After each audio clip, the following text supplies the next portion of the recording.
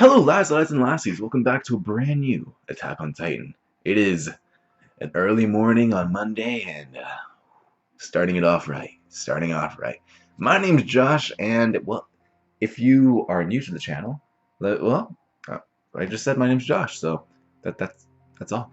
If you're new to the channel, this is reactions to Attack on Titan. We do discussions on YouTube and reactions on another site because YouTube copyright system. But before we get into that, let's recap last episode. Last episode was probably the most tense episode we've had in a very long time. I didn't expect to like Falco and Gabi as much as I did when I started watching the season. And then their episodes are the best ones. Last episode, Gabi was just talking about how proud she was of herself for killing Sasha, and right in front of Nikolai. And Nikolai bashed in Falco's skull with Titan wine that Zeke made from his own spinal fluid. And then he almost killed Gabi. He almost did it. And then Sasha's parents were like, no, it's alright. These are only children, and it's the adults' fault, or the adult children blame for what's happened to them. And then, I forgot her name, but the girl that Sasha saved in season 2 tried to kill Gabi. Mikasa saved her. Then Mikasa and Armin are talking to Gabi like, oh, we don't hate you. Like Armin's kind of talking like this philosophy. Kind of like, Armin's very peaceful. And I'll get into that a little like very soon, but it's like Armin's talking like, we don't want to hate, or we don't hate you guys. We don't want to fight anymore. We don't want any more bloodshed. And then Eren just comes out. He's like, hey guys, just want to talk. The same move he pulled with Ryan. He's like, oh, yeah, got my hand. I am a nuclear bomb. That'll go off any moment now. In the forest, Zeke is being held captive, rightfully so, by Levi. Hopefully Levi did not have any wine to drink, because I don't think they know about that all the way out there. And speaking of being held captive, Hanji and the rest of the scouts are being held captive by the Jaegerists. Everyone's being held captive. But before we get into this episode, we do have a very important comment that actually probably provides a lot of context for what I'm going to be saying for this episode. So let's get into Salient Solutions' little expanding comment. Just to refresh is something that was brought up this episode. Paths. It was explicitly mentioned before that all Eldians are connected through invisible pathways that all end up at one place. The coordinate. Through these invisible pathways do memories and flesh move from Eldian to Eldian. And I can't remember that if at any time it is explicitly mentioned that this is based on familial or blood ties. If Reiner gave the armor titan to Gabi, she would inherit almost all of his memories, allowing him to live on through her. If the last statement gave you pause, worry not, here to confirm your worst nightmare. When a Titan shifter obtains the memories of past shifters, it's not like replaying a movie on Lazy Sunday. They will experience those memories as if they were the person, and insidiously enough, this won't cause a split personality. Instead, the personalities will merge seamlessly. What is mentioned is ramped up even further when they throw out the Foundling Titan into the mix, which isn't fazed by no blood relation. When he touches a person of royal blood, he can see things that would normally be unseeable. Eren experiences all those memories and was visibly angry and tormented about it. If you remember the expression I'm talking about, he was upset as if his own sister was eaten by dogs. His father's memories became something very close to him, not even mentioning the owl's memories.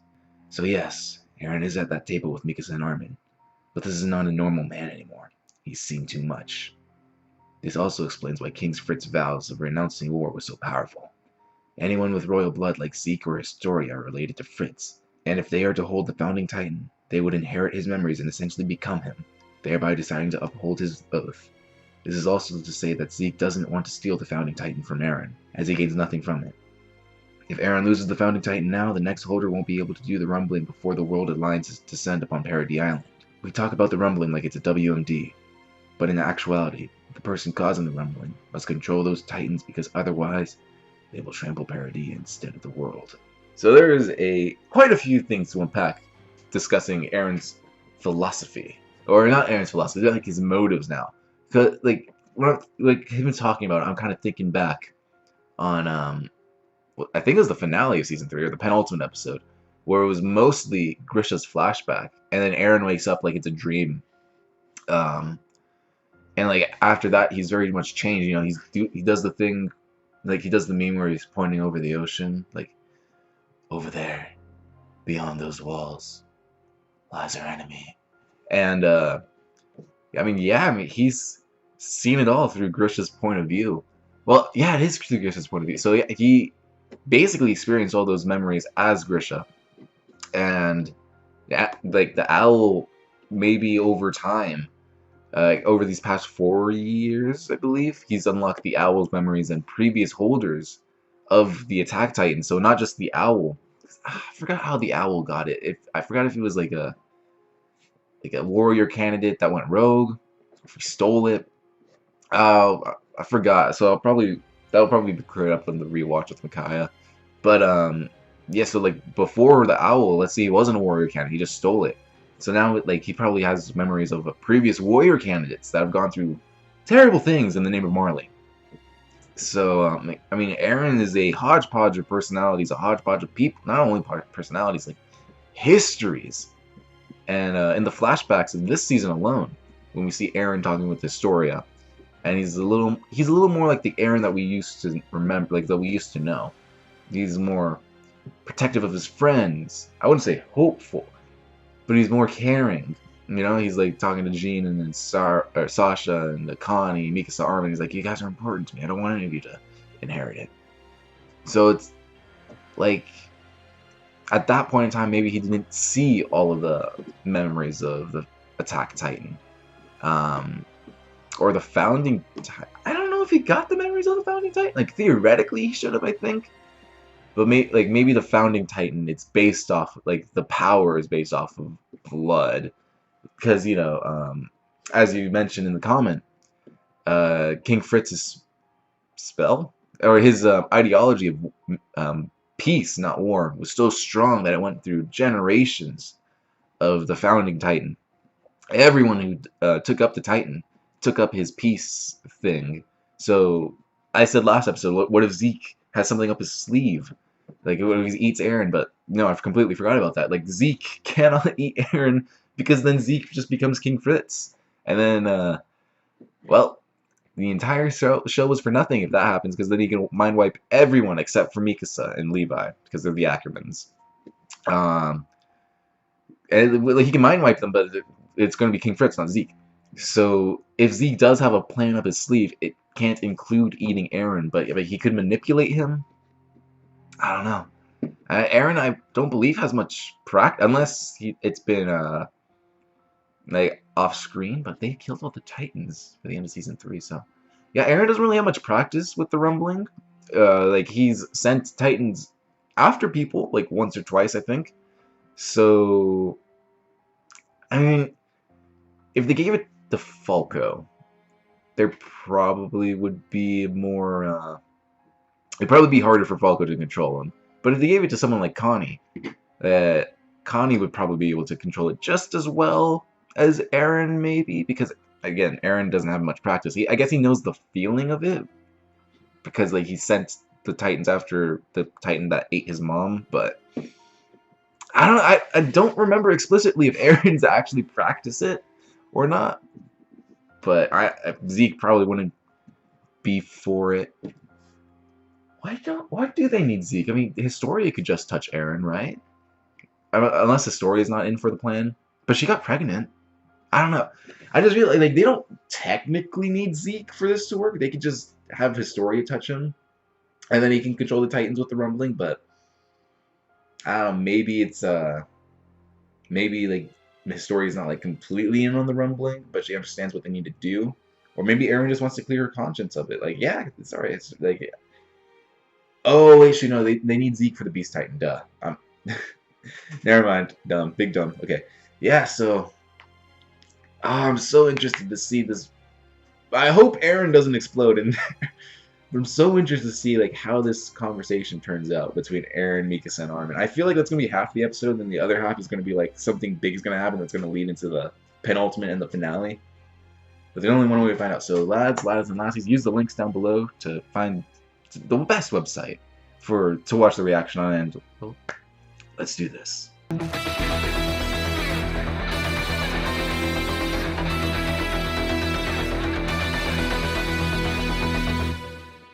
Oh, man, this episode was called Savagery for very specific reasons. Let's take it from the top. Okay, Aaron. I mean, I kind of predicted it in this episode. As like half the episode's going to be Aaron, like talking with Mikasa and Armin. The other half is going to be something else that will set up for the penultimate and the final episode. But whoo, boy, that setup. Aaron. I know what Salient Solutions said about like Aaron seeing all the past memories of the Attack Titan, like living them, literally living them, not just like seeing them as a movie, but like actually living them. But they changed him so much. He's become incredibly radicalized, and what he's saying about Armin being like controlled by Bertold, controlled by an enemy because of the Colossal Titan. The same can be said about him. How many enemies has the Attack Titan gone through? Wait, yeah, I'm fairly certain the Attack Titan was Marlene. Like, so how many enemies has the Attack Titan gone through? Like, how many Marleans has Aaron's lives? Marlene, like, how many Marlean Eldians has Aaron seen in there? How come he can't be controlled by them? Because they're probably just as brainwashed as Bertold and Rhina and Gabi. But, jeez, Aaron saying he can't stand anyone who isn't free. It makes sense. I mean, like, his entire life he's holed up in the walls. But to go as far as to say that he's hated Mikasa since they were children, he didn't even know about this stuff. Like, I wonder if... I highly doubt it. Because I don't even know who Aaron is anymore. Like, the Aaron from Season 3 is gone. We are never going to see him again, I think. But is the Aaron... is Aaron just saying this to push Mikasa and Armin away? Like, he knows these two are his biggest weakness, maybe? And, like, he's trying to push them away from him? I don't think so, because I feel like we would have gotten a scene of Aaron, like, showing some form of very slight remorse, but... maybe he's feeling eternal remorse? Honestly, Aaron is not emoting at all anymore, and that is horrifying. But yeah, like, the whole thing with Armin talking to Annie because of Bertold's inside of him. Like, yeah, Bertold did like Annie. I don't know if Annie reciprocated those feelings. I think she actually kind of liked Armin. So.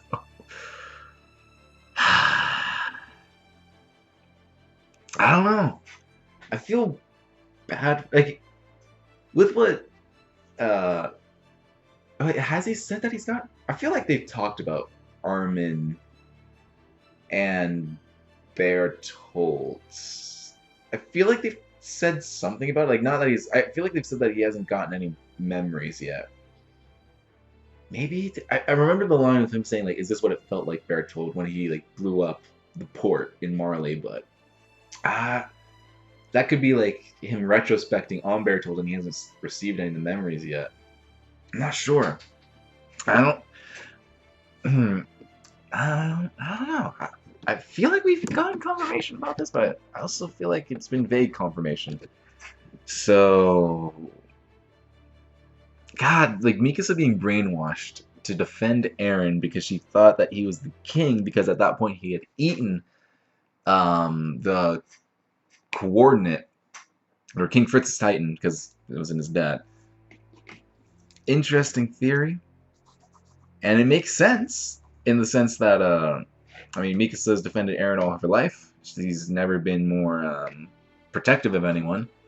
But if that's, is it only the King's Titan?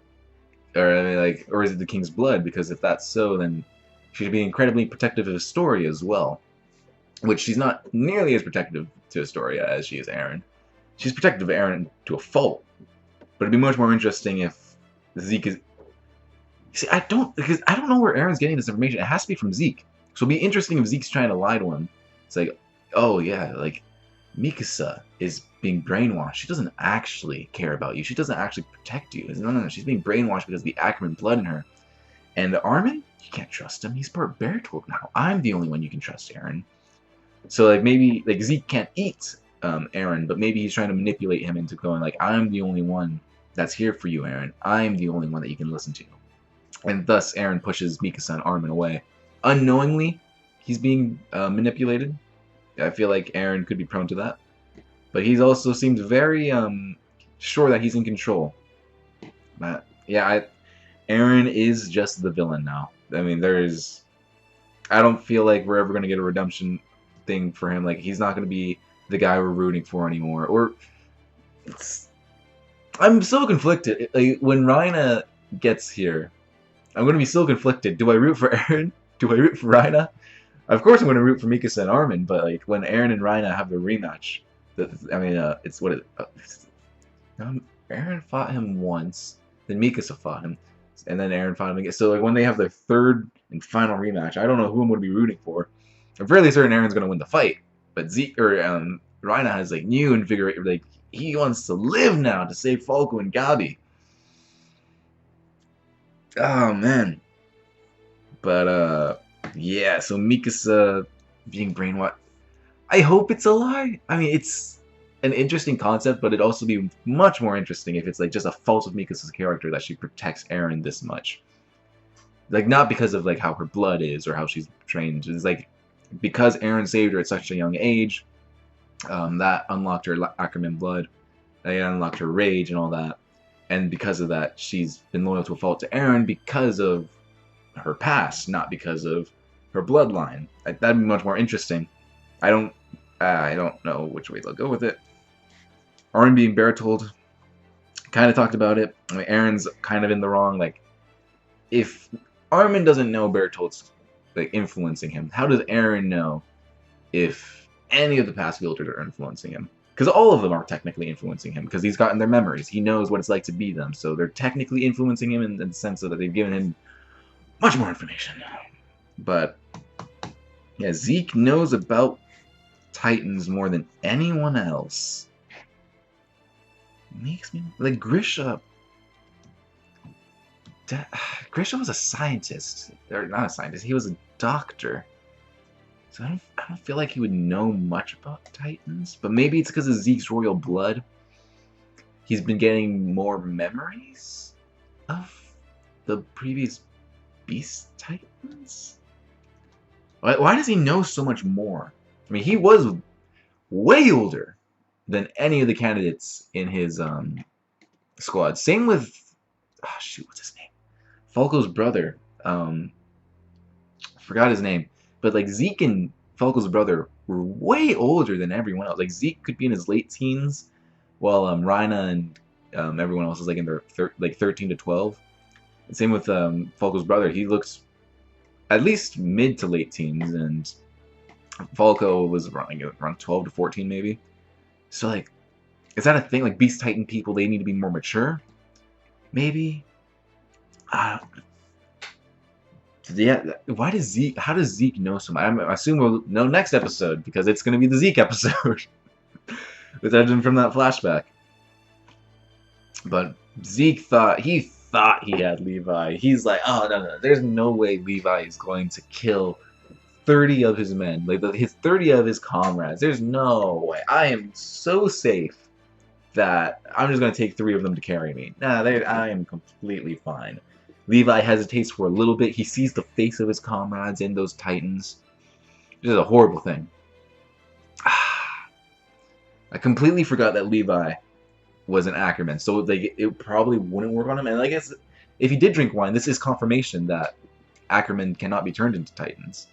I think it's final confirmation. But Levi, it's such a bittersweet moment. Like, just the flashback of like, this is top-notch Marley and wine. We deserve some. And Levi's like, we have tea. Everyone's like, no! Such small moments to humanize like a group of people that you will never know their names of.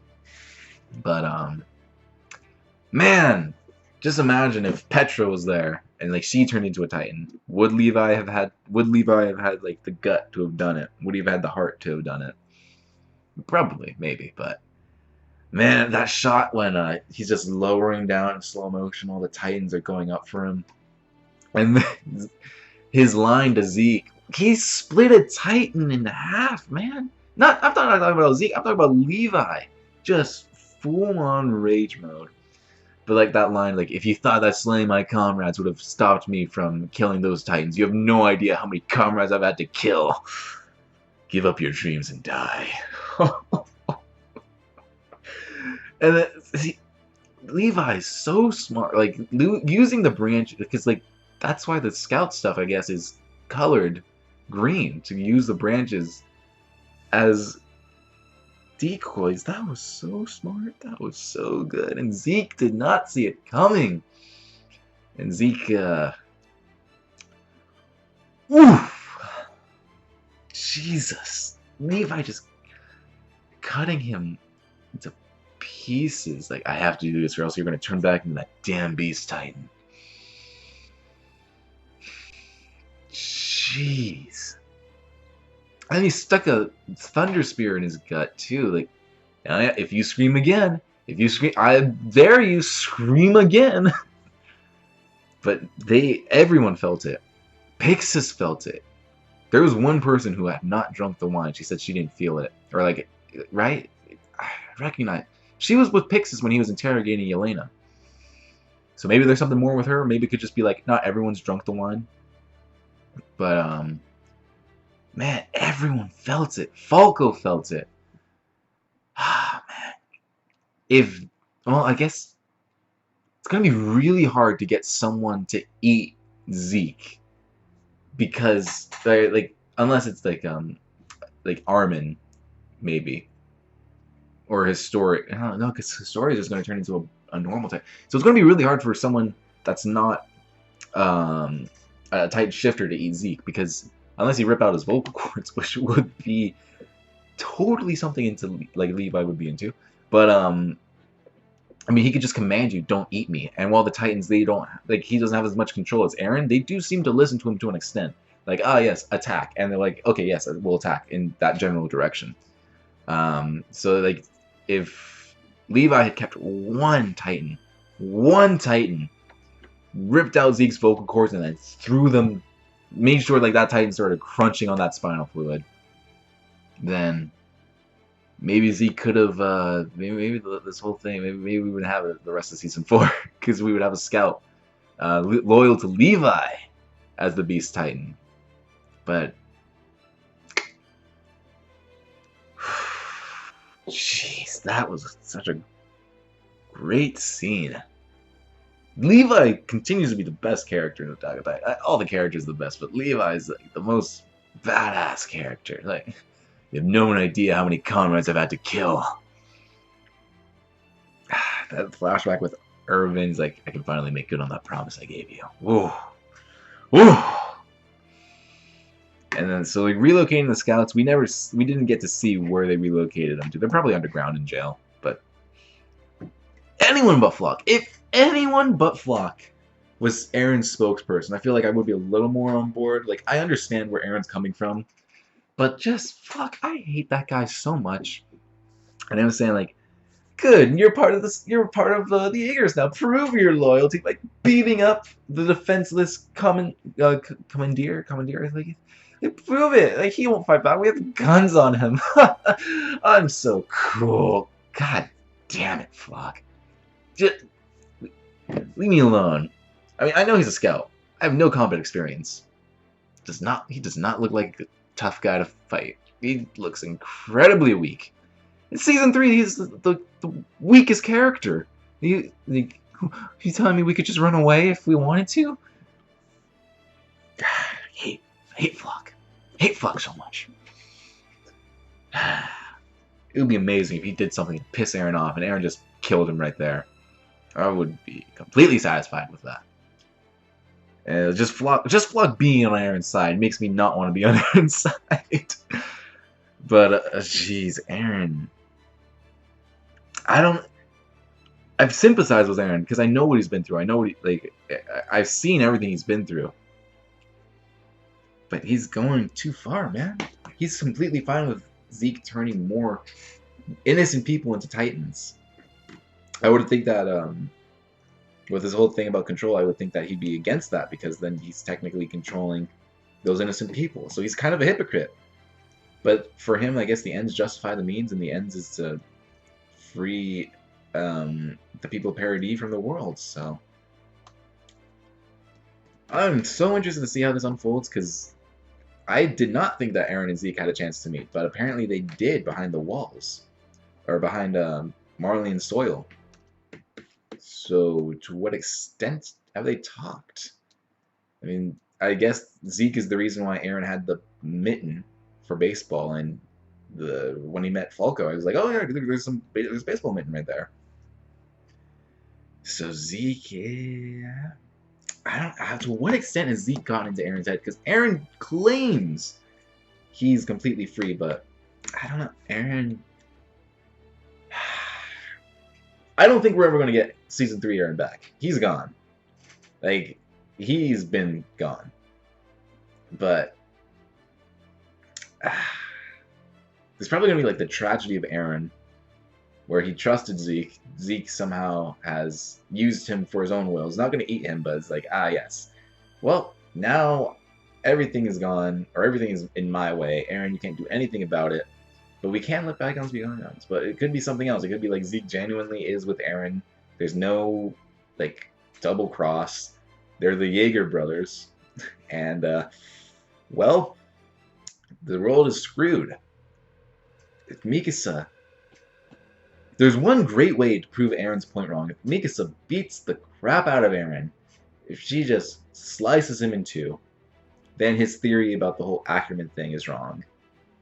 But I don't think Mikasa has it in her to do it. Not because of her bloodline, but just because it's Eren. It's her BB. So interested to see how this all unfolds. Next episode, I guess we're going to see Zeke's whole thing. His motivation behind it all. And then it's the finale after that. So if you lads enjoyed this reaction, make sure hit the subscribe button, hit the notification bell, hit the like button, leave a comment down below. And we'll see you all next week for more Attack on Titan. We are in the end game now. So let's do this, lads. And I'll see you in the next one.